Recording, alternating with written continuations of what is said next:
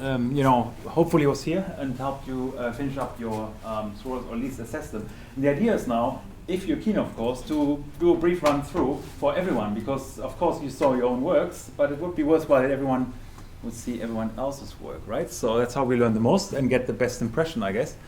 And I would invite at least, possibly multiple members, but only one laptop per group to the front to present their work. Just briefly run through, give us some intuitions of what they thought, what the motivation is, and the goal of the game, the mechanics of it, and so on, right? So, and then we can discuss, and then afterwards I'll talk a bit more about some other aspects we haven't touched upon yet in the course, and of course, the only thing you're really interested in, what's in the exam, right? So, am I wrong? Or you're not interested in exam questions? Oh, you're not. That's good. Then let's skip that bit. Sounds good. Who wants to present first? Okay, that was proactive. Yes? Okay, yeah, sure. I sense the excitement there. Cool. I like it. And then next one, I saw some movement here as well, so you're next as well. Okay, cool. So it's just show and tell, right? So we don't mark you or anything like this. Want to get an impression. Just show the game, basically. It's literally just this. Right, but okay, see how far you got and see what you. Sure. Can we plug that in? Yes. Just see. Okay, Lida, yeah, that should work. Tell us what the motivation is behind the game, what you intended to be, what the mechanics should have been of the game, depending on how far you got, and what are the biggest challenges and how far did you get in your in this approach? So that would be good. Okay, so my camera is a bit off here, but we get there. So it's for all the people online, they are in a slightly disadvantaged position, but they should be all right. Okay, cool. The floor is yours. What did you do? This is basically all we have right now. Yep. So I can just run it and show what happens. So you control this left robot here, and if I just select the character here, it has like a health value there. So if I pick up this coin, it increases to 11. Yeah. And then if I go close to this robot here, it's able to shoot a laser at its eyes. So if it hits you, you lose 1 health. Like that. Good. Okay. And you lose health as well. Yes. Yeah. Okay.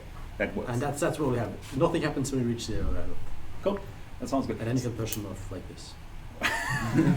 So they have a bit of mechanic there. So you have collision in there. You have interaction in there. You have movement in there. You have objects, right? So cool. So what's the motivation of the game? What would the game have been if you had completed? Well, one thing I wanted to do was to make it so that it would aim the laser at where the player was. So if you were above it, it would look up. It doesn't do that. It just shoots directly to the left every time. And also, the longer the game goes on, the faster it will shoot. There were less time between each time it shoots. Right now, it's just a flat 3 seconds. Yeah. And also that to have more of a level and not just this one platform. Yeah, cool. But didn't get that. So and also obviously something happens when you reach 0 points. And then my thought was that when I saw this first, you could use this as ground for a new game, maybe a puzzle game that you really need to push the character in certain ways to get to a new level. So that would be maybe a different way because the game is one part is just to avoid laser and another part is just to push the robot in the right way to solve a puzzle. Interesting. Okay. Okay. So looking at the game as a whole, is there a particular theme that you carry along with this game, like a narrative overarching, or is are you more exploring the mechanics of what is possible and what you can do? Or I mean, did you have any story in mind when doing this game, or it's really more let's try out what's possible? We had one, but that never happened. So there's no need to. Cool. So it's more like a technological proof of concept, as we'll call it. So you show that something is possible and can be done, right? So using and you explore the mechanics and abilities of Unity in a way, right? So it's a bit more tech focused, right? I guess. Yeah. So if I can take that conclusion, okay, it sounds interesting. The characters, did you take them, get them as prefabs or? The robots are prefabs, yes. Yeah. But obviously, but that's Yeah. The laser is just like a square that was in one of the prefab packages that were just like transformed into like a line, and I call it red. Could be the only one way, like they could like you make the same thing with not using, with not having prefabs as the robots.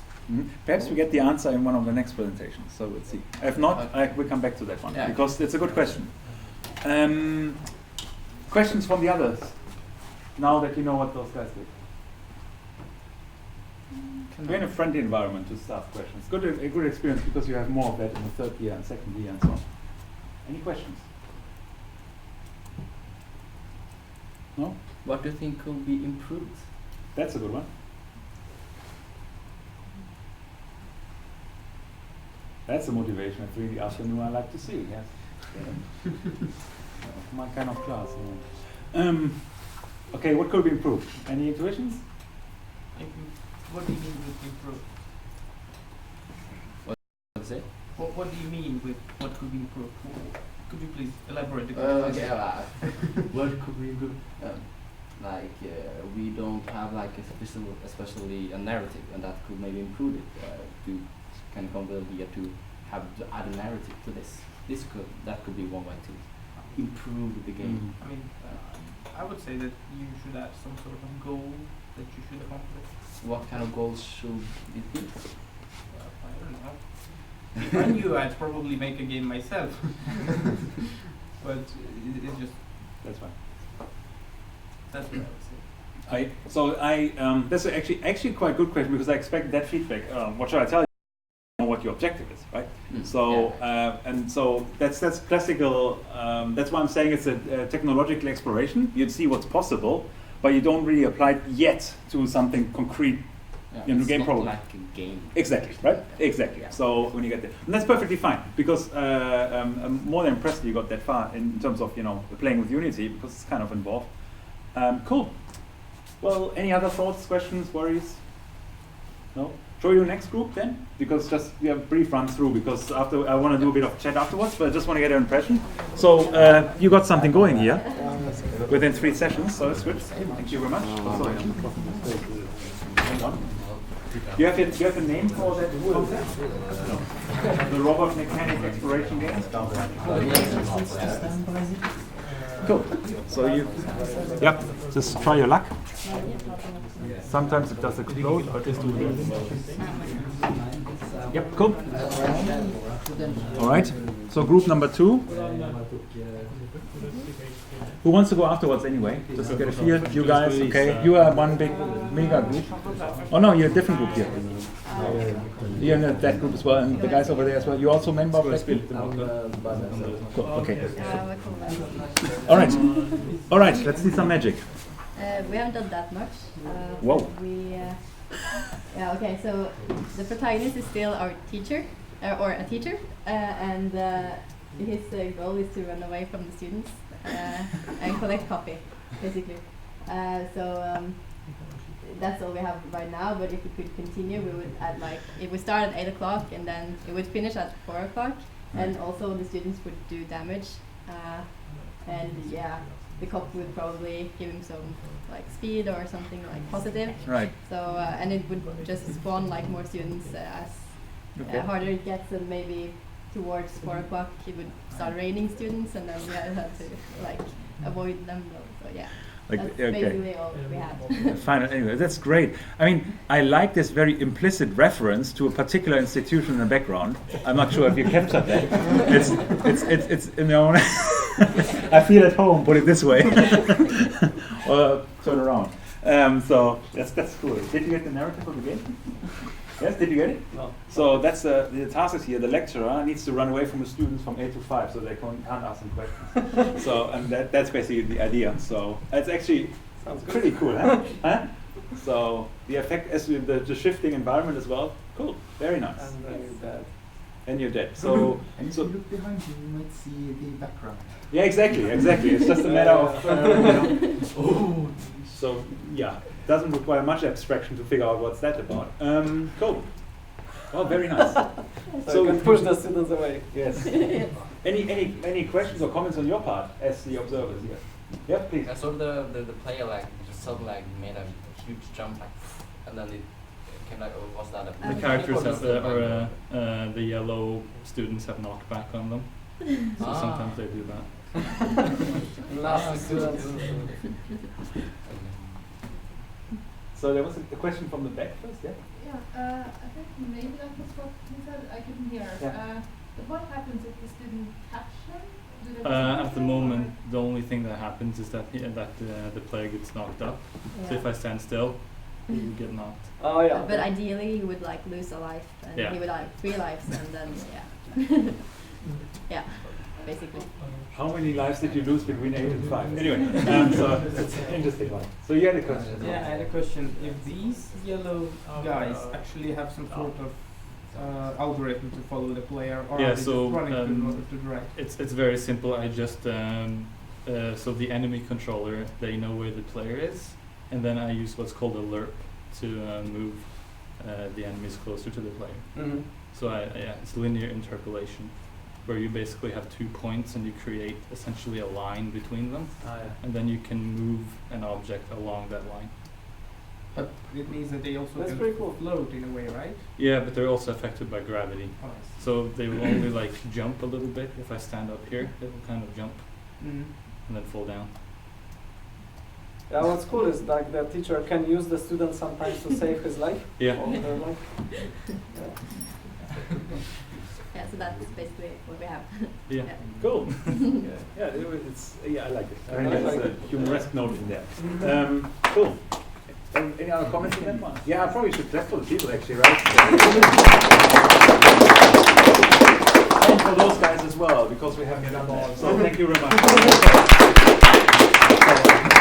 So interesting. So how many people were in that group, feeling wise? So how many people were you in your group? We were. Hands up. We started out with like 5, and then some people joined because they were in the first class. Cool. Okay. Sounds good. Oh, cool. Yeah, but it's really, really well done. You wanted next something? Yeah. Okay. You're one group? Yeah. One block? Okay. Go. So, I'm actually quite happy they didn't take my picture for the teacher.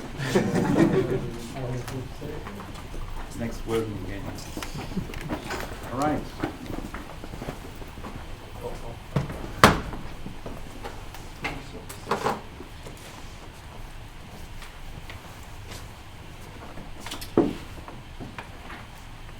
So, as I said when we just received the task, the game would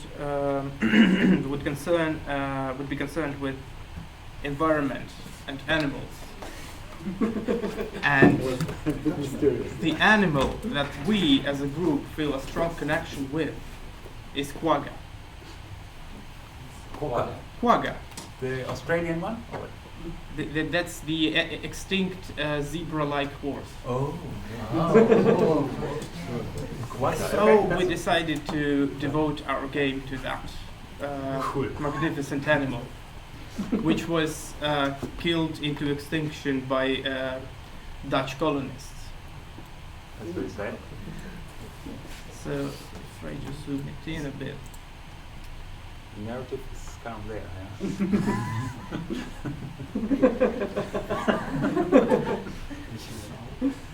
Is it carrots? Yes. Right. So the goal of the game is to, you see, escape The Dutchmen. Dutch. And if they catch you, they ruthlessly kill you. I see. So the goal is to survive as long as possible.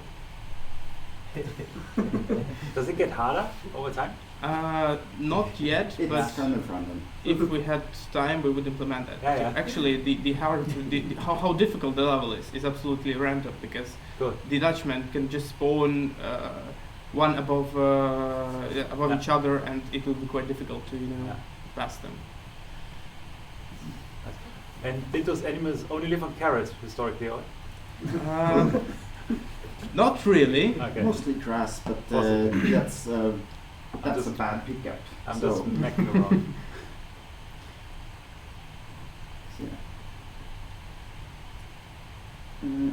It also can float because of technical reasons. So you can also Uh-oh. Well put. Because it's long enough.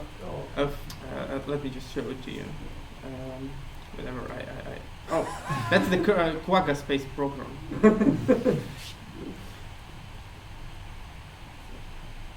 like that. Maybe they were not extinct, maybe they floated away. Maybe, hopefully.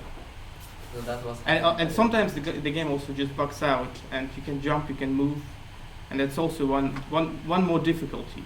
Like this, I couldn't jump. I see. Yeah, but that's polishing. I mean, that's you have a good. It's floating. Good. Sometimes you proof see concept. Dutchmen falling down, and that's because we have applied gravity, because sometimes they spawn in the air above no platform, so we make them fall down to the one below, and Okay. if there's none below, they just Fall down. Yeah. I mean, we don't want flying Dutchmen. Next word. Okay. Cool. Yes. So I think it's very clear motivation of that game, right? So mechanics are there, a bit of polish there. Questions from the audience? What Yes. is the score at the left top corner? The score, it actually progresses with every frame. It wasn't the base game, we didn't change it, but when you pick up a carrot, you get 1,000 extra score points. So that's just a counter. If we had more time, we would probably also implement, like a death screen where you get your high score and your current score, stuff like that. But right now it's just a number. Basically, how well did your quagga survive? That's right. Cool. Other thoughts? How you made it more challenging throughout the game? We would probably add some more enemies, not just the static standing ones, also shooting ones or something like that. Flying Dutchmen. Yes, probably, and also maybe make the game scroll faster as the game progresses. That's a good way. Something like that. That's a good way. And of course, we would want to make everything animated and get the scrolling background working. Yeah, probably get rid of the floating bug. Yeah. Yeah. That sounds good. Yeah, just one quick question. So, if you have time, so this is time, and this is how fast the game scrolls. Would you do it like linearly? That you start and then it goes faster and faster and faster? Or how would you do that? Yeah, well, most probably linear, if that's what you ask. Yeah. Yeah, linear, like this. Would that be the most fun? I mean, if you make it in a square progression, it would progress a bit too rapidly. fast. Yeah. So if you say, So okay, at some we point like the this, game will and then like speed up from here to here, The game and would speed be up. a bit, at some point the game would just get unplayable. Yeah, exactly. So, but that's the question. Like, how would you do that, right? You can do linear. You can do kind of stepwise. You can do. You start. It gets harder, but then you kind of go back. Let's say to here. You have a bit of a rest. It gets a bit harder, and you get a rest. So you can kind of vary it, right? So we'd have to experiment with Exactly. Exactly. Exactly. Cool. Right. Well, thank you very much for your presentation. I never see the first group. Did you have the moving background or no? Because the two groups didn't have. Did Richard did a moving background with you? We tried to make the background move, but at some point it was just, it wasn't working. So we just deleted the script that made it multiple and it just Who wants to go next? Yeah, sounds good. it. Just makes No, there's no force. You want to? Go for it. Do you have anyone else who just feels like they want to present? I'm not forcing you, but I'm forcing you. Well, we can go after. Oh, you guys have another set. Yeah. Oh, I didn't know that you are. Okay, yeah, do that. It's a good opportunity.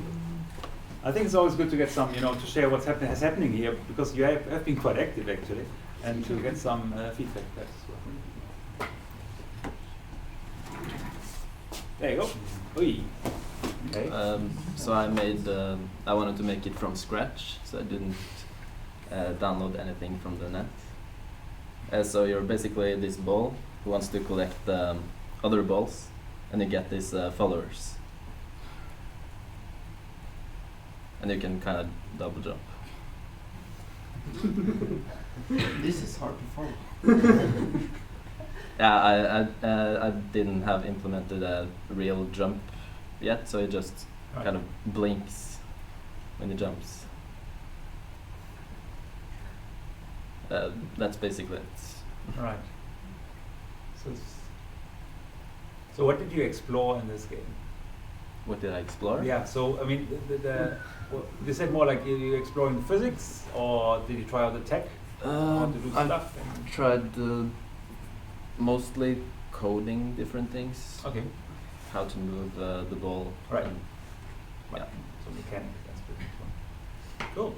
Interesting, quite challenging. I mean, doing it from scratch is pretty ambitious. Yeah. So, wow. So you don't see it's too easy. So what sometimes what looks straightforward is actually not, as you will have learned. So it still kind of gains the movement, and if you move, it still kind of goes that way until it stops. Right. Yeah. Cool. Any questions, thoughts? Yeah, yep, please. What is your thought about those followers? What my thought is? Yeah, like, are you going to use them for something, or is it just looking cool? Mostly just to look cool, yeah. I think that's a cool mechanic in every game, how it just kind of follows and flies. So, yeah. It could be like Pikmin or something. Reminds me of that actually. Yeah, exactly. Cool. Any views? No? Are you continuing this, or see how it goes? No, probably not. Probably not. But I think you learned something, right, about Unity quite a bit. Cool. So it's a good jump start into the find of the pool, I would say. But comments. Have to start somewhere. Exactly. So it's really good. Thank you very much. That's good. Thank you. You did it on your own, right? So that's also very ambitious. Doing it all on your own, right? So you didn't have a. Ja, men faen, vi skulle bytte den her, kan ikke kobles inn før Mac. Okay, so we have technical issues with connecting, because you need like an adapter for Mac. On my computer, because I have a Windows. Is there anyone else? So we can move this to this computer, because I don't have an HDMI. Oh yeah, adapter. Do we have anyone? No, Yeah. right? Edward, which There's someone. I can run for the adapter. Okay. All right. What okay. Mac? Which Mac do you have? What is the display port, or what connector do you have? It's like The square. lightning. Oh. Okay. Cool. Okay, men vi kan sända av. Så får jag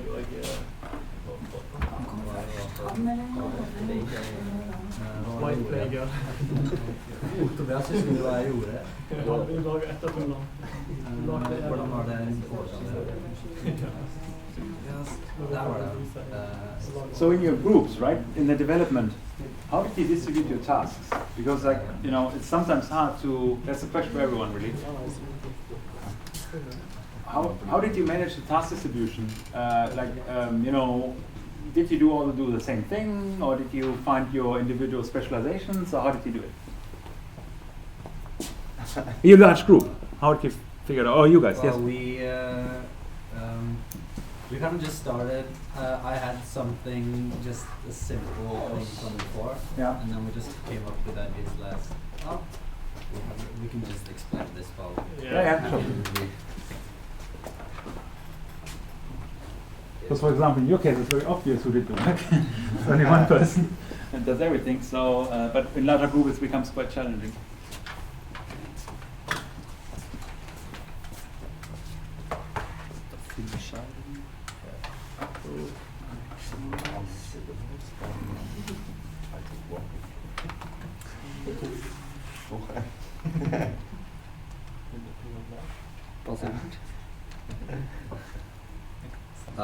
Yeah. Oh. Okay. Oh yeah. So we also made a game from scratch. The thing is, you are this little black square thing, and you can jump, and you have this one bullet or projectile or whatever that you can shoot these white things with.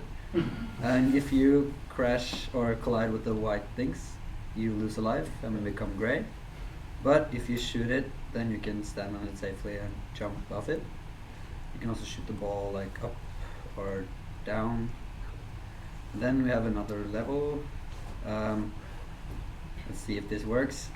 Yes! We had trouble with something just before. So things are working good. And if you fall down, you die, of course.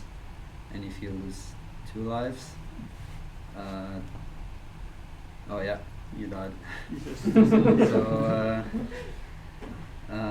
So we have a couple of levels. This is getting more interesting because now you have to shoot off. It's not easy. Then you can just then a couple more levels.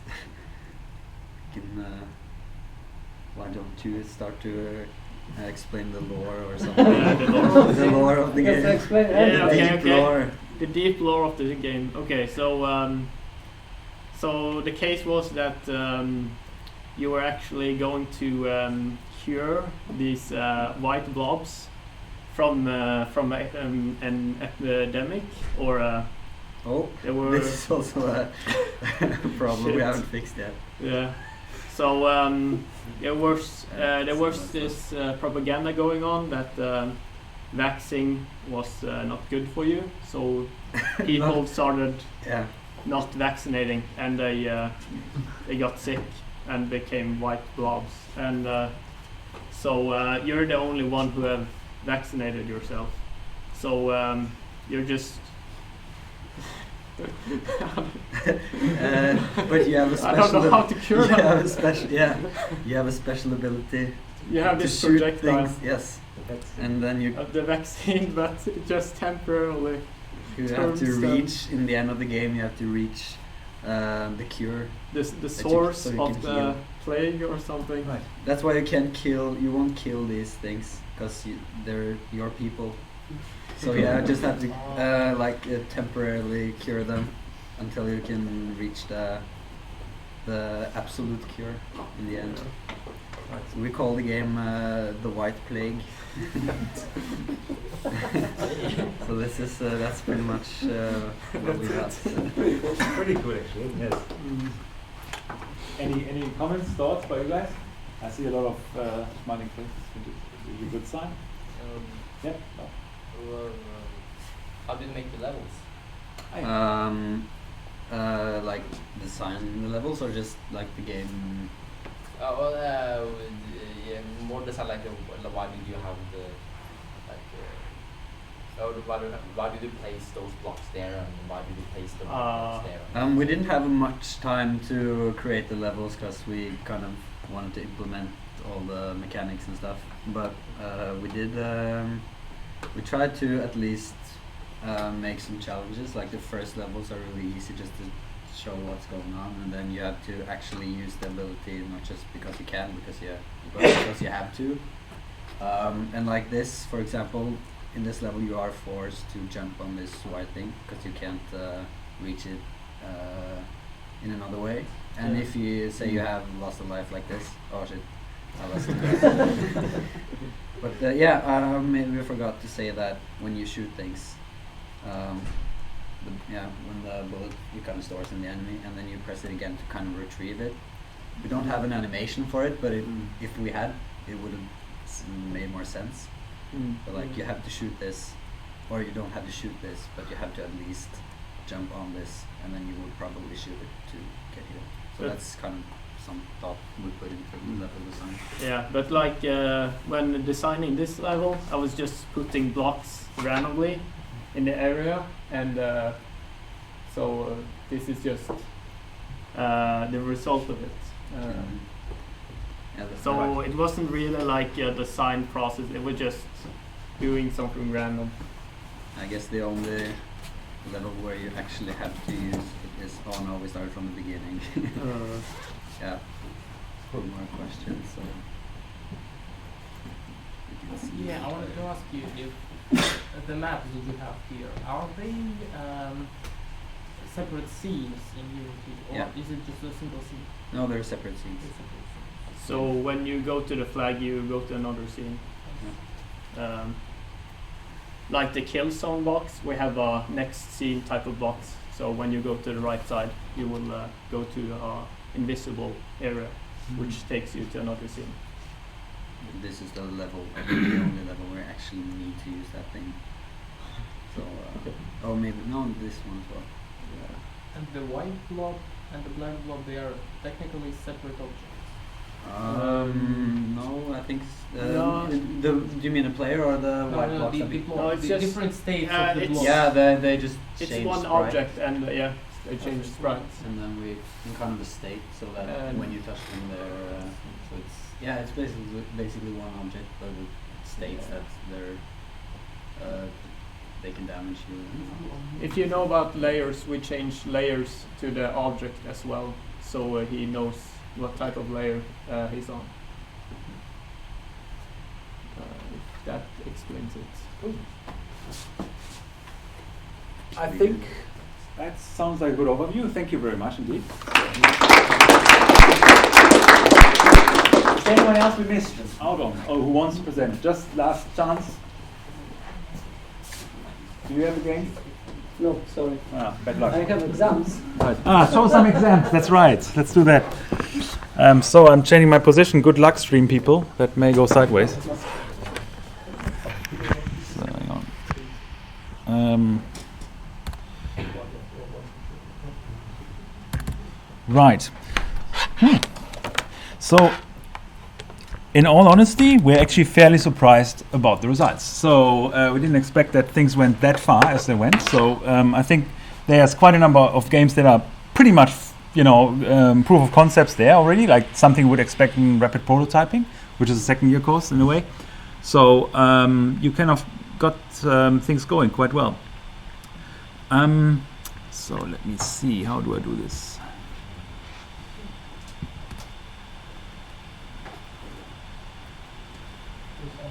I need to interrupt the streaming for a bit.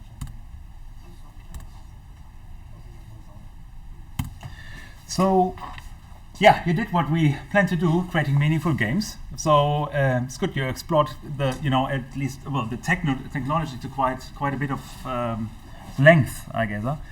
And but I think when looking at it, most of you figured out that it's sometimes not easy to ask questions about the game and to decide when it's complete, right? So I think in the first session we briefly talked about what are components that are relevant for a game, right? So we had there's some sort of problem solving involved, right? Which most of you have, competition, cooperation, but we need to have some goals you're ultimately working against. And then you had measures of progress, which is kind of secondary but helpful. So Marius was highlighting the challenge level, for example, right? That you actually feel that you're more challenged over time and actually feel that you're making progress, as opposed to just having a linear, side scroller where you run through. So then there's, of course, the rules of the game, but that's quite straightforward because they're built into the game, right? So you die if you hit the white blobs, for example, in one of those examples. And fun is, of course, the factor. I think fun is often more contextual. So it's not necessarily only the game itself, but actually what it relates to in real life. We had an example for that as well. And that you can relate to it, right, for mostly. So it makes actually sense to you. And of course, participating, meaning the game, the idea is that at least one person or two person can play it. We didn't see multiplayers here, but this would be way out of scope. Or was there anyone attempting something like this? Multiplayers? It was not the objective, I'm just asking. No. So yeah, that would be a bit of a stretch anyway. So we saw quite a bit of things. But to wrap up this entire part, this module of this experience design course with respect to game design, we of course can only touch on very few things, but I think it's important to sum up what's really important to consider when you are in the role of actually designing or planning a game. Of course, those are all components, but what are the recipes for a meaningful game? What are the kind of things you need to keep an eye on to ensure that your game makes sense? Based on your experience now, but please. Narrative or like a theme or something, yeah. Very Like Richard said, like, is that the name? Anyways, that it makes sense. Like you said, the human scale doesn't make sense in one way because suddenly you have a desert over there and like, so it like make it, it doesn't need to be realistic, but just have the sense. Let me paraphrase you. So basically, you have a narrative, a storyline, and a theme, right? That's probably what you're thinking about, right? So if you have a desert there and you have a random other object, a ghost on the left side, then it both individually kind of makes sense, but if you combine them, it kind of just gets weird, right? So that's you need to get rid of this weirdness factor. So you need to have a coherent idea of the game. That's right. That's one component. So you get to get a theme and a storyline that you follow. Yep. What else? It's not the only thing.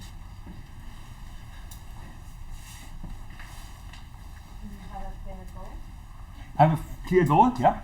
Yes, that's right. Clear goal is important, yeah. That's right. What's associated with the goal to some extent? Conflict. Conflict, yeah. That's right. In looking at your games, so how do you reach the goal, for example? In most of these games, it's an endless runner. An endless runner, yeah. So there is no like final destination that you get to. But the goal is just to get us. Well, you guys had it some ways then, right? That's right, I follow you. But what is different amongst the games, apart from the theme now? The challenges. Yeah, okay, yeah. The challenges is good, yeah. Like sometimes it can be just to beat other players and get a better high score. Mm-hmm. Or, for example, in GTA, it can be to get more cash so you can buy better cars or something like that. Precisely, things like this, right? So the cooperation, competition, how's the scoring system, what are the rules? Also talked about, do you guys remember affordances, things like that? What were affordances? Hint, exam question. Do I get some answers now?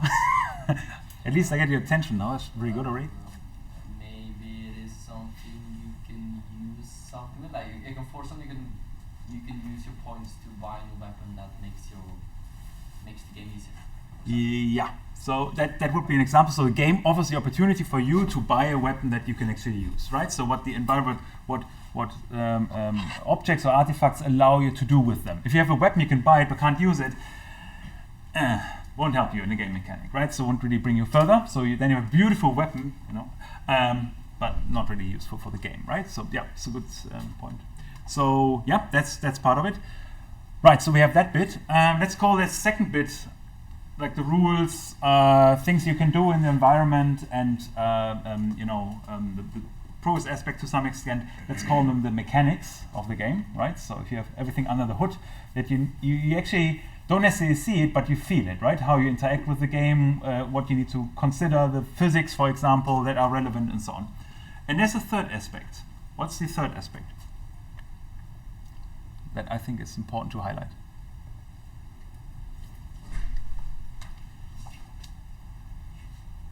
What did you work on? Yeah? How fun it is? What is maybe not an aspect, but just... This is kind of the result of it, in a way. Right, so if you put everything together and you have a meaningful game, hopefully it meets the objective, and one of the objectives can be fun. It can also be a serious game. It doesn't need to be fun, right? In this case, for example, a game to improve your health or something like this. Sometimes not fun, but you play it just to lose health, but get some rewards. But the fun factor is not necessarily in the foreground, right? Or like simulation games sometimes are not really made for fun, but for training, actually, right? Still games, I think. I don't know. Please. Difficulty and challenge, maybe? Difficulty and challenge, yeah. We, when thinking about games, you would still put this under the mechanics, right? Because it boils down to the challenge level that rises. But what's one of the things that you actually use to make the games? now in this example? Yeah, Unity. that's right. Ourself, What is that? Engine. Yeah. Okay. So yeah, so we can. I mean, you have been only exposed to one basic technology underlying the whole system, right? So it's not only the game engine, but for example, also programming language you're interacting with, right? So or the components that you basically use. So when thinking about games, the idea here is that we have those three components, right? So we have some sort of mechanics. That's really the rules of the game that you play and what you can do. Affordances, how you move, how you jump, and so on. I think I have a bit like this. How you interact. So for example, in a cardboard game, right? So the mechanics are very straightforward, right? So you move from one grid to the next, right? On the right side, the example you see here is actually very different mechanics of how you interact with the component or the game itself, right? So, and the input may also vary. For example, in lower case here, you see this VR embedded first-person shooter game as opposed to having your keyboard entry that you all had, right? So those are the mechanics of the game, both interacting with the game as well as what you can do within the game, right? So it's not really tangible in a way, but it's something you need to think about to make the game playable, right? And that's where hard and easy come into play, for example, right? So, or the progression, for example. Yeah? It's one of the aspects. But the second one then was actually the aesthetics. And that's, yeah, a blob.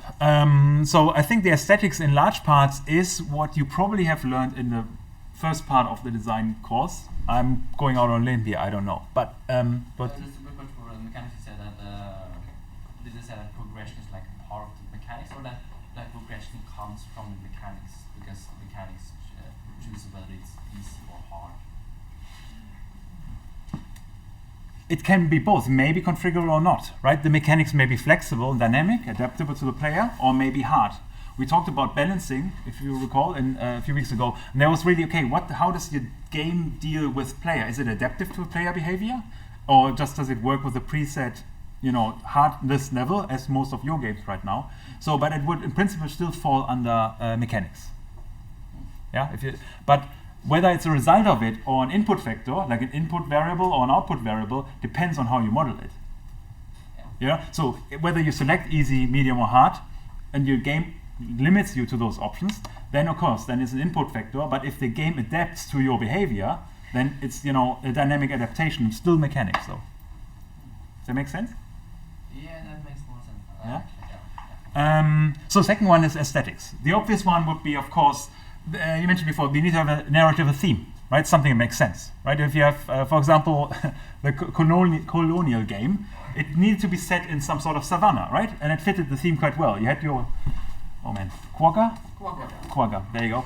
So you have the animal, abstractly speaking, four-legged animal, the African subcontinent, and of course you had the right theme and setting for that one as well, right? And the Dutch settlers were kind of somewhat fitting as well, right? So that was very important to actually convey the narrative and get me a meaning. Okay, yeah, it makes sense. I mean, you can even omit the description of all the details as long as you know the theme overall, because you can infer the meaning by observing it. So the graphics, the artwork gave it away quite well. Similar there, you set the scene quite well in your game, right? Because the background was like, it was blatantly striking for anyone that is remotely affiliated with NTNU Jørvik to know, someone is in the atrium of the A building.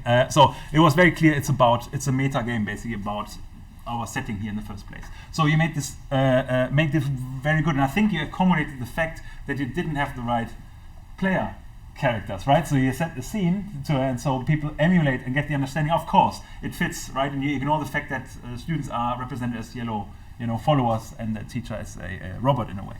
So, but I think very well done, because it was there was no discussions, right? It was Jørvik. Please. The reason why they were yellow is because the student app is yellow. There's meaning. Oh, nice. There's meaning. Okay, that was intentional. Yeah, that's okay. You lost us there because we don't see the student apps usually. But cool. Again, even more so for your target group, it makes sense, of course, right? So, but it was very important that you set this quite well and clear. So theme, artworks, graphics you chose, all this thing needs to fit together. If you have sound, also needs to fit the environment, right? So, I mean, looking at this example, you have this, kind of Disney-esque environment, which is more comic-y, probably more for fun. entertaining stuff, and then it's much more serious and more gloomy setting here, which is more focused on realism. That's more comic, and here it's really about having a immersive experience, that is as realistic as possible. I think I'm not sure where I stole that from. I think it's Battlefield 5 or something like this. Any of those very modern games that uses ray tracing, real-time ray tracing. And but in addition to the let's say visual representation and essential representation, it's also what you want to evoke, right? The emotions, right? So what should I get away from this game, right? Is it really like fun that I get out of this game? So, yep, that was good entertainment. Or is it a challenge, right? Is it a bit of a drama? Do I follow a storyline, with suffering and, we call it the hero's journey, where you basically undergo a journey throughout the game and you shape your personality to some extent, but you as a player adopt this role, basically, right? Or is it just that you, spend some time in playing a nice side scroller, but you don't need to really identify with the individual as much or as such, right? So, and also, what's the objective of the game, right? So, the side scrollers were mostly about, what were the side scrollers mostly about? What kind of purpose? How would you characterize them? It's an open question. I mean, there's no distinct right and wrong. Please. Do something for a infinite amount of time. Yeah. And then you do probably to avoid something. Yeah. Okay. So if you let's use those 4 themes here: fantasy, drama, challenge, and exploration. Where would you see that? It's a subset of possible themes you can think about, settings you can think about. Is it more like a fantasy thing, or was it more a drama thing, more challenge, or was it explorative games you built?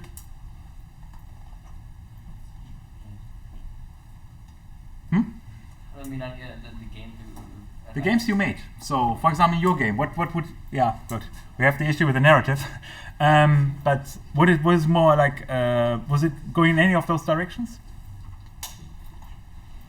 I would think more like fantasy than realistic. Okay. Yep. Perfectly fine. Yep. So you guys, what kind of game did you kind of explore? The aesthetics or the theme of the game? You mean the side scroller, or our game? Yes, your game. Was it an explorative game? Do you learn something totally new when doing this game? I would say that's challenge mostly. Yeah. Mostly. Yeah, drama as well. That's right. That's more in the theme itself, right? So yes. That's right. But it's not. Let's say. You pitch the theme as such, but there's, as of now, no development of the drama per se, right? Unless you suddenly have a herd of quokkas which is subjected to... let's not go around that route. It's very political in the first place. So, so challenge there, right? So you guys probably... What did you do? Exploration, challenge, fantasy, drama? Reality. Okay, well, that was very spontaneous, yes. Okay, so the opposite of fantasy. Yeah, stick with that. Yep. So your example was, what was that? More like a drama or something. Challenge. It is a mix, right? So it has some elements of both. Yeah, probably. I think, but mostly, I mean, challenge was the dominating feature because it was about avoiding something, getting something done, basically, right? So, and so we didn't really see an exploration game, I believe, here. That would be more like open world games, where you are kind of forced to go out and do stuff. And, there's not necessarily a driving factors, or there may be, but nevertheless, there's a lot of open-endedness. So that would be exploration, of course, or serious games sometimes have this purpose as well. So, again, the aesthetics really about the visuals, the sound, and all those senses, but also your feelings, right? So how they actually embedded in the game, and this is quite important, of course, to motivate you to stick with the game. Otherwise, it may have been, may have the most beautiful mechanics and the most beautiful tech, but maybe quite useless, right? Because there's nothing happening in the game, right? So that's the obvious choice. And the third thing, of course, the tech, right? So. What do you use for different purposes? What development platform you use? What game engine you use? And the reason is, once you guys are a bit more involving yourself in the development of games, you will find sometimes you can look at the game and you know the game engine sitting behind it already, right? It was particularly prominent in the end 90s, beginning 2000s for Quake engines and the like. If you acquainted, some of you, you could see the game and you would know what kind of engine sits behind it, right? So, and we have a similar thing here with, to some extent, with Unity and Unreal and so on. So tech influences your game experience to some extent. Of course, tech limits you as well, right? What can you do? What can't you do? With my keyboard, well, I can't do certain sort of inputs or gestures and so on that you can do with other means of input, right? Tablets, swiping devices, VR is an example, and so on, right? So it limits but enables you at the same time. But what I like that in what's quite important, what I want you guys to get out of it, that tech is not the only decisive feature, right? I think both of the two other things, like mechanics and aesthetics, come first, but they're of course limited by tech, right, or enabled. Right? So yeah, classically, tech of course is also hardware requirements. What kind of graphics card do you need? What kind of machine do you need to get things done? So that was the thing I want to get across. Did you guys see that thing before, the Gartner hype cycle? Anywhere? Gartner hype cycle? Yeah, I've seen it before. Yeah. What does it do? I've just watched because they're like, oh, will VR be a big thing soon or Yep. not? And then just look at it and just it's like fun to just see, like make a theory about how things are, how the hype has developed for a certain project. Yeah. Project.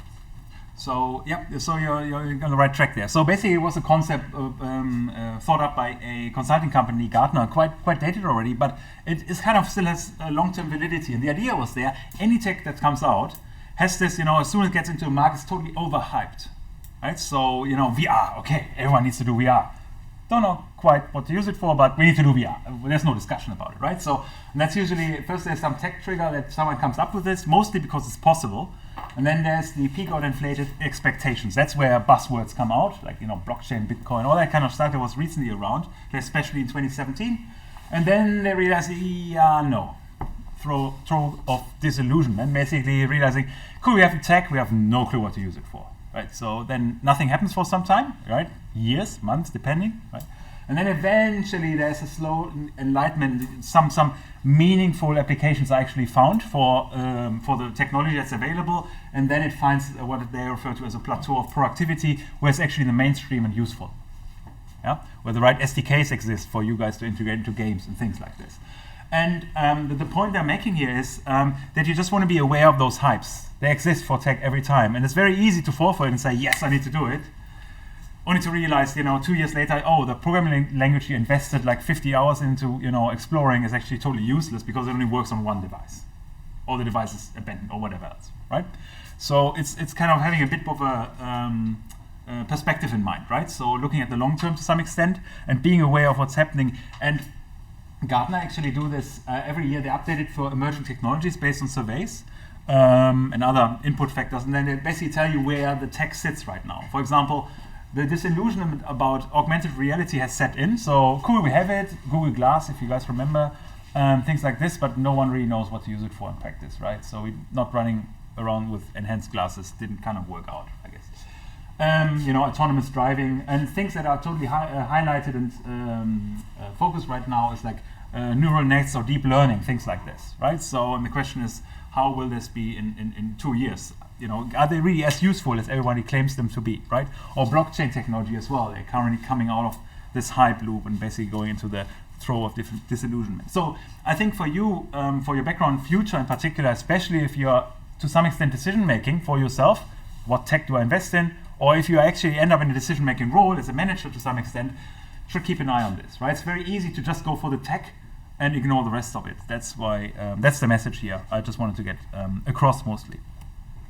So it's really those three things that need to work together, right? So if you only look at one and you ignore the others, you're kind of in trouble, right? So especially if you think about IT enabled, of course, technology plays a role, but it's a limiting factor as much as it is an enabling factor, right? So mechanics, aesthetics, and technology. Balance. How do you get the balance?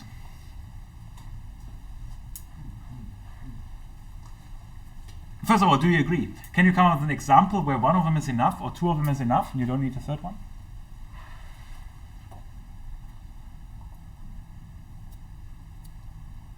If you have a board game which Yep. have good mechanics and it not looks nice because it has good aesthetics, then you don't need necessarily technology to work.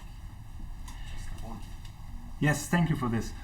So technology, in a sense, while we're focusing IT, abstractly speaking, can be low tech as well. Can also be this one. Having a board and having a wooden setup and so on is to some extent externally, but it's low tech. You're right. So, but nevertheless, you have it involved. What was there injection somewhere? No.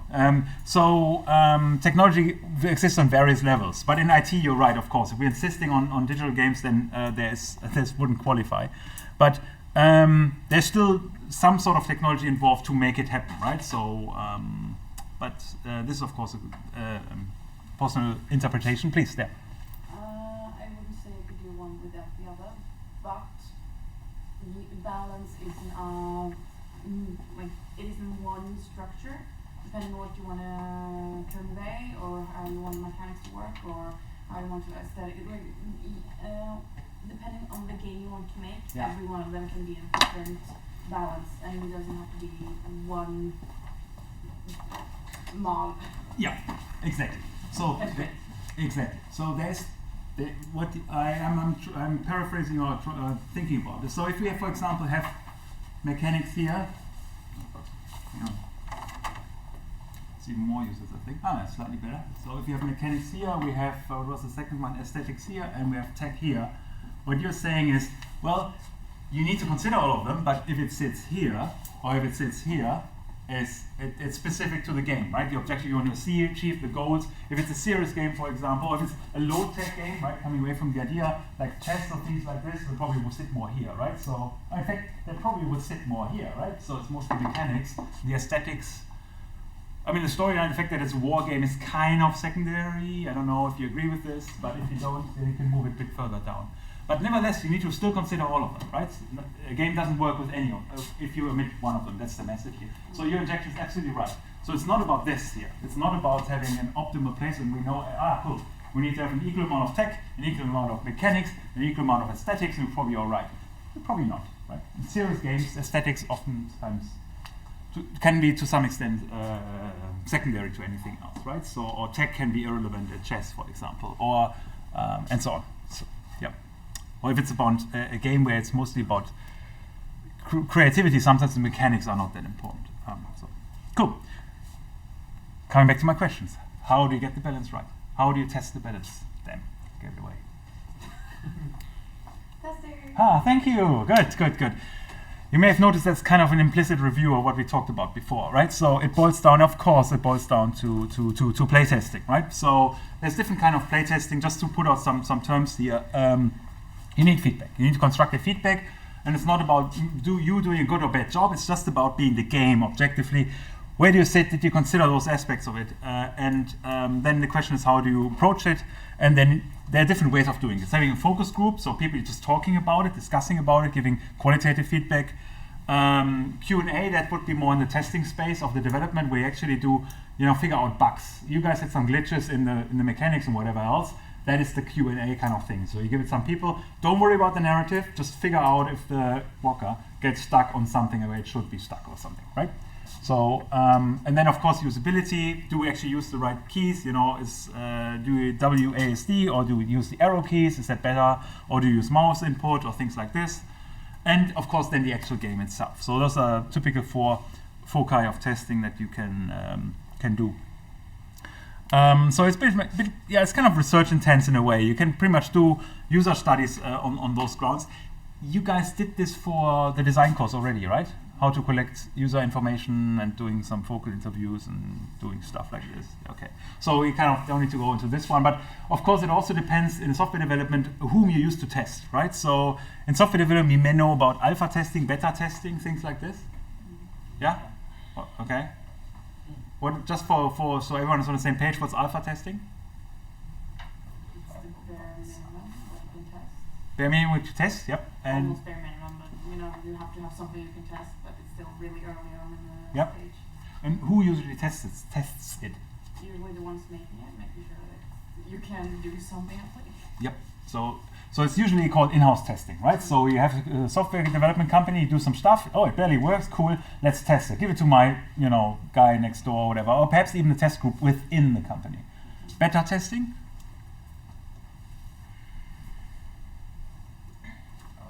Logical reasoning kind of thing. So alpha, beta, Like close to release testing. That's right. So whom do you use? Usually you could either have like a closed beta and invite people to the beta, or just have an open beta and allow anyone to download it and give feedback. Yeah. So especially if you're kind of in the middle, you have some alpha going on, but you kind of want to push into beta, you do a closed beta, right? So you explicitly invite people and say, you need to know this game is not going to work under certain circumstances, no warranty, reliability whatsoever. It's really about you figuring out if this thing works, right? So be very explicit about it, because if you make it too open and a beta becomes a release, which can happen as well, then people get the misconception that you really did a bad job, right? Whereas in fact you're still in the development phase, right, of the game. So that's right. So we have this one as well, and that's of course, apart from this aspect, you can also look at skill levels, for example, right? So, and similarly here for games, especially if you're developing in the context as we do, you can use your own team. In your case, your co-developer, if you like, but he did work on something else. Exactly. Give him a nudge. Hey, have a look at this, mates, and then expert gamers. So pure gamers, ideally people that don't even know the tech necessarily, but just gaming, right? Or fresh blood, like you dump it on someone who has no idea and see how they do. So it really depends, of course, what's your audience for your game, right? So it's something you should think about. Most of your games were kind of political or were focused on a particular target audience, right? So your game makes sense, particularly in TNU, right? But not so much in other areas, right? So yeah, and your game makes sense for people that know what quokkas are, right? So actually, if you would have taught me Zebra, you would have gotten away with it. So there's always a bit, sometimes context is relatively important, right? So in how far you can actually do this. You need to have metrics, but you guys know that. You can use those Likert scales and things like this, to assess good and bad things, and qualitative information for actually assessing what do you define good and bad, right? So getting new input to structure your review process. So doing it by recording and so on. But watch GDPR, you need to be careful nowadays by recording player information or player data, right? So you need to respect the European privacy legislation in this respect. So it's relevant for gamers that your play testees, meaning your people actually need to waive or be aware, give consent with respect to the fact that you're monitoring their actions. So that argues for either alpha or closed beta in particular, right? So if you do open beta, then you kind of need to get consent technically. So that was that about testing. Talk about the hype cycle. Yeah, so basically those are the three components I just wanted to get across, that you guys think about this in those terms. When you see a game, you analyze it, okay, what are the mechanics underlying it, right? What the aesthetics and the technology. Sometimes they substitute, or there's a framework that substitutes tech for dynamics, but that makes slightly difference because it basically describes the interaction between all those components. But this structuring is slightly clearer, I believe, for analyzing and looking at games. And now if you revisit your own games mentally in your mind, you can see, okay, where in this triangle have you been sitting, right? So you guys probably more on the tech side, right? So I would think. Don't know? Probably. So, so here was a lot of mechanics, the ball game. And you guys probably more in the center, right? Or where would you see yourself, your game? Mechanics, probably. Probably, yeah? Mix of tech and mechanics, I think. Somewhere in the between, right? Whereas some of you guys were strong on the aesthetics, meaning on the feel across the moral, and all that kind of stuff. So whereas the mechanics were important, but probably not the primary goal, right? So so that's the thing. So cool. All right. Yeah. Right. This module here was or is called game design, right? So what's coming now. Of course, we're barely scratching the surface, right? So I would have argued that this probably could have been the entire course. We would have scratched only the top of the iceberg, but since we only got a mini module of 4 weeks, we got this pitiful circle there of this iceberg. Such a pity. But of course, there's way more, right? So it will not make the claim to tell you that we have taught you game design per se. Just gave you an introduction, a glimpse on how we look at things slightly differently, and also to recognize that tech is not everything. I know I say it repeatedly, I'm just telling you, even though we're computer science, we are very clear about the fact that there's a lot of other things that may be more decisive when it's about games. If it's about technology per se, of course, tech is all in, we need to learn and do it and so on. But especially if you design games, there's a lot of things that are important around it that we didn't talk about. Shaping of narrative, storytelling, how you build worlds, structuring of space, what is space in games, how you model it, what types of navigational instruments you basically use, characters, how you model stereotypes. You learned about personas in design. I'm pretty sure. Usually it's part. Yeah, cool. So all those things feed back into this, but are actually represented slightly different in a game context. Okay, this pretty much brings me well to the end of the course, I guess. So as far as I'm concerned, because I don't, of course, don't want you feel overloaded with another more input right now. When is your exam?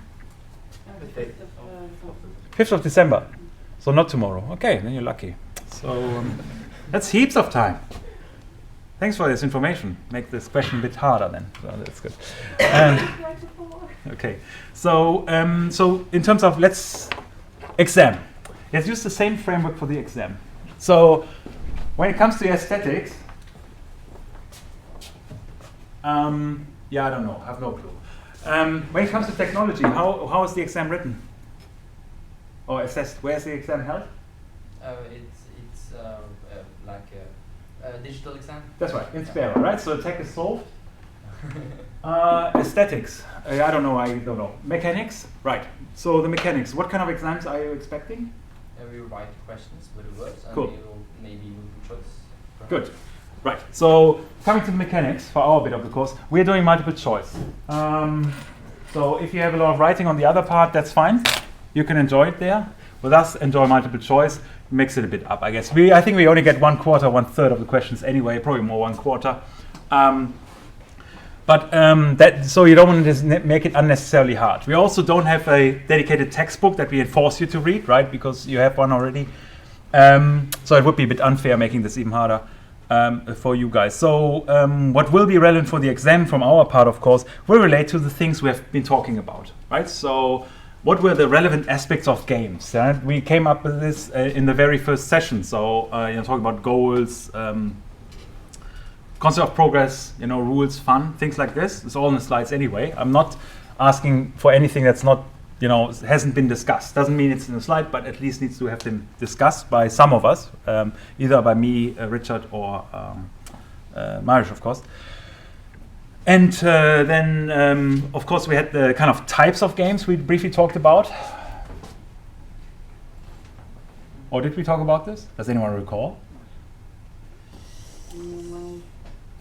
Difference between genre like in theme and genre like mechanics? Not quite. Further, first lecture. Quizzes? We differentiate between games and quizzes, for example, right? So role-playing sessions. And quizzes usually being very, logic-centric, right? Solution or puzzles, What was the key characteristic of a puzzle? There was one thing that you couldn't solve in another way. It was a fixed template kept solved. Exactly, right? So the discretionary space is very limited. There's one right solution, right? So those were types of games that exist. So there's a bit of that in the first slide set. If you have a look again, that works. Then we had a session completely dedicated to balance and asymmetry in games. And there's a lot of information there. Of course, don't learn it by heart, but it's important to understand what it's really about and which dimension balance and asymmetry can take place, right? So what were examples for asymmetry in games? Asymmetry, you say asymmetry? Yeah. Okay, yeah. Or balance, yep. Anyone? Different races in StarCraft, such games. That's right. Yep. Good. Yep. Different starting. Yeah. Different sets of players, effectively. Right. Yep. Another case. Another example. Yep. Mario Party. Mario Party. You got me here. Yeah. I don't know. Okay. Mario Party. Yeah, I need to. So there's a set of games I'm not acquainted with, but it's more to think about it abstractly slightly. So of course we have examples, or examples are helpful. But in terms of, if you think about balancing, is the starting point, starting position, set of players you have, right? So even chess, wasn't a balanced game. Why not? Because the white always starts. Because by definition the white starts, right? So that's a bit of a. How do you mitigate this problem then? Balancing. How do you make chess fair again? Maybe both start at the same time, I guess. No, not quite. You play multiple rounds and switch. That's right? So you just have multi-rounds changes and then balance up over time, right? So there's also a temporal aspect of balance. How do you fix balance, or does the balance shift over time into one direction? You were mentioning the skill levels, right? Easy, medium, hard, right? We discussed the dynamic nature of those ones. So what is balance? Does balance mean, for example, a multiplayer game that everyone has the same challenge, or is it challenge relative to their skill set, right?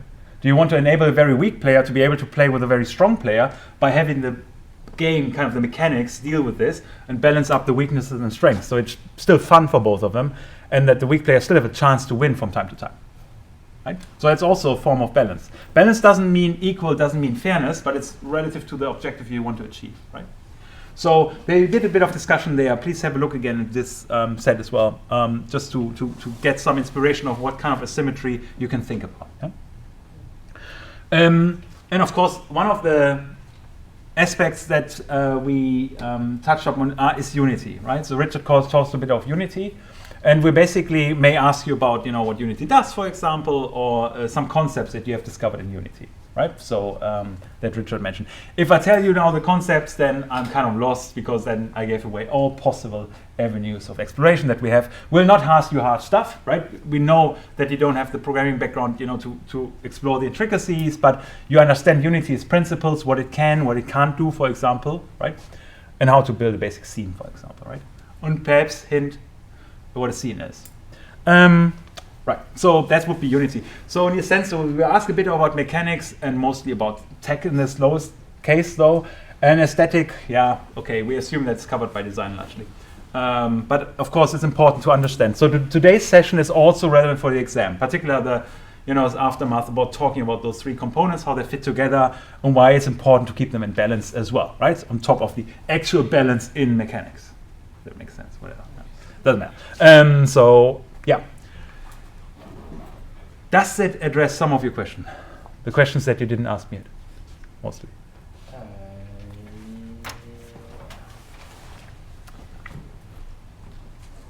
Okay. Is that a yes or no? Anyone else? Any thoughts, questions about the exam?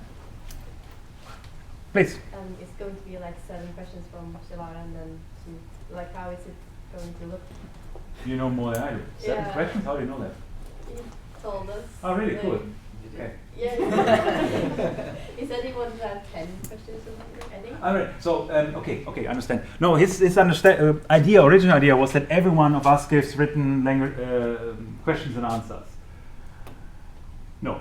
So, basically his ones will be the way he wants to do it, and our part will be multiple choice. So we'll give meaning if we have 3 questions, we're not giving you 3 multiple choice questions. So we extrapolate this, of course, because multiple choice basically means it doesn't cost you time, right? So you just have a high risk and high loss, right? Like in balancing, you get it right, you get it wrong, but there's not much mucking around. You can change your mind 50 times and still it won't expend a lot of time to hopefully answer the question. Do we get follow-up question? Yeah, do we get minus points for choosing the wrong? Ah, you're onto it. That's the balancing question. So, yeah. So strategically, it doesn't make sense to click everything if you mean that, if that's the question. No, it doesn't. No, we accommodate this by accommodating for wrong answers as well. Yes, generally, but it's not carried over to other questions, right? So it's balanced per question. Very good one. Yep. It was going to be 10 questions if it was a 4-hour exam, but it's a 3-hour exam, so he's cutting down the number of questions. Right. I mean, good to know. Yeah, please step forward and give the review session. I must frankly admit we hadn't completely finished that part up yet. But I think on our part you shouldn't have time constraints. It should be relatively straightforward. On the other hand, I mean, come on, how much material did we give you? I mean, there's not much really to challenge you. But if you have participated in this course, you did a bit of Unity, why not check that you actually have done the games by playing around in this course and exploring what game design is about, and that's it. So we don't want to make it a hard hurdle, at least not our part. So that's the intent. So we asked you here some nasty questions and so on, but they may be weekly weight, for example, right? So because we are interested, of course, to capture a bit of a distribution of knowledge and skill set, right? So if you all get full marks, it's super boring. I mean, for me, it's super boring. It looks really bad as well, right? So it's like, okay, usually means your exam is so shittily easy that you probably shouldn't take it in the first place, right? So we kind of need to work on this a bit. So there will be questions that I think maybe for, maybe challenging to answer. So don't feel discouraged, it's by intent. Yeah, we want to kind of have a serious, reasonable distribution. But of course, I can't answer a number of questions yet. So the next thing I will do is go to Cerrare and actually discuss the distribution of what the load will be. But again, time shouldn't be your worry, and it will be multiple choice questions, negative points for wrong answers, of course, within a question. Anything else? Yeah, that's basically mechanics. So well debugged, the mechanics. That's good. Anything else? Oh yeah, aesthetics. It's in grey. The entire thing is in grey in Spera. Yeah, sorry. So do you suggest that we don't answer a question that we're not sure?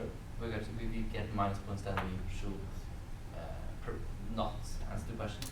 That's precisely the trade-off you need to do. So it's about certainty and uncertainty. How with you can have people that are really certain that they got something right, but they got it wrong. Right, so then we would reward their conviction about being wrong, not their reflection about possibly being wrong. So if you think you know something but you actually don't, you shouldn't be rewarded for it. Right? So, but if you are refraining from answering a question because you're not sure, then of course you will not be punished for it, but it should treat it more favorably because you didn't just proactively pick something else. Right? So you get a reward for right questions, of course, and some sort of negative pay for wrong questions. Right? So in worst case, you have a choice of 4 questions. You get one right, one wrong. You balance yourself out, and that's it. So you don't get anything else. Right? If you, however, were to choose, that won't really work. So if you or if there's 2 right questions, 2 wrong questions, you tick all 4. You balance yourself out. You don't have any right question. So you don't get any points for that question. But what if you gave an explanation of why you picked those answers you picked? I think it will be reasonably clear enough to avoid this issue. I know what you mean. We could consider doing a comment field. Thank you for the feedback. We probably do it then at the end of the last question. We can carry it over. It shouldn't happen because that usually means that the multiple choice question is not really good. It's not impossible, I agree, especially since we didn't do it yet. But we want to avoid. But perhaps that's a good idea. We just put a comment in, field in, so you can clarify what you mean in worst case, so we can go over that. Very sensible. Yeah, I take that. That's a good feedback. Any other thoughts, questions? So what if we are missing an exam and we see a question that we don't understand? What to do then? Kind of like. That's your problem, exactly. Right. So that's the rationale you need to make. Do I take the risk and pick something that's potentially wrong? Do I take the risk and get it right, so get reward? Let me come back to the balancing lecture. There was this formula I put up, right? So reward times probability for both sides. So it's a risk game. It's game design, and we're talking about mechanics. So you need to think about whether it makes sense to answer a question if you don't know the answer. Yeah. But so you can gamble a bit. It could be like a pretty bad game if you don't know the goal, know how to do something. Then it will be better for us to at least know what the question asks, and then you have a really fair chance to then you have a fair chance for yourself to tell, oh, do the students know this or do they don't know this? If you have a question that we don't understand, most questions will not be like that, but if some of them are like that, then you will not be sure of that whether the student can read it or cannot read it, or if they simply didn't understand it. Yeah. So the understanding is of course a concern that goes in the same direction as over here. That would be the comment. I didn't understand the question in principle, but should never happen because it would imply you haven't seen the material. The questions will be clearly enough related to the material. So we're not asking you questions you have remotely no idea about. So we're probably not asking about the technical properties of PlayStation 4 or something like this or anything like this, but things that are related to here, to stuff we talk about. So understanding shouldn't be a problem. It's more about your certainty with which you think that you're right or wrong with something. And also your attitude towards it. If you feel like, okay, you're super confident you're right, but actually not, should get some penalty for this, So else your default strategy would be to pick something, whether you know or don't know anything. Right? And that's basically only 2 action choices. Pick something if you're right or pick something if you're wrong. So, but we also give you a third choice, to abstain from picking if you don't know it. In worst case, you don't lose marks. So so it's a risk game. Try it out. It won't be too bad. It's only 1/4 the exam as well. Now, our intent is not to punish you. That's the way we give multiple choice exams. And you will see that in the second and third year papers as well. Same pattern. The mechanics are always the same. But it's impossible to get negative marks. Don't worry. But since you're thinking about it, it'd be cool actually. Things. Huh? No? Bit more risk.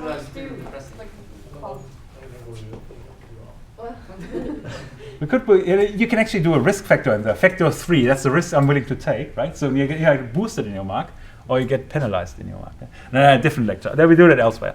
So next year. No, we're not doing that. I'm not even sure if we're allowed to do that. But having sensible and fair multiple choice, I think, is in our intent. Our intent is not to fail you. Our intent is just to assess whether you actually have spent time on this lecture. And I think it's only fair to you guys who developed the game. You should be rewarded because you put quite some effort into something you technically didn't get a mark for, right? So which is really cool. And again, thank you very much because we appreciate it. On the other hand, you gain something. That's skill. Right? You basically have an understanding now already how to go about developing a game, have some intuition about how Unity works, which you can entrench, or saying, don't want to use that engine, look at something else. So there's also gain for you, which is not expressed in marks or covers. Cool. If there's no more question, then I would just leave you in peace on your Friday afternoon, or evening rather, and